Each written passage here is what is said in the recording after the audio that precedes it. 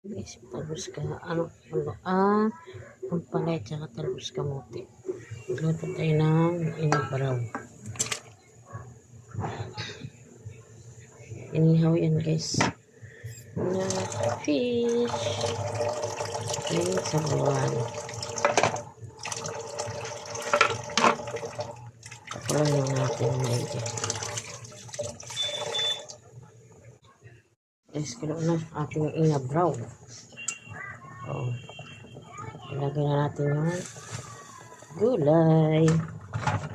Yan, ano tayo, pambawi natin ngayon sa sabaw. Kasi mga sweets ang ating kinain. Bawi tayo dito sa inabraw. Pakulong na muna natin guys. Pagkakin. Okay na yan. Luto ng inabraw.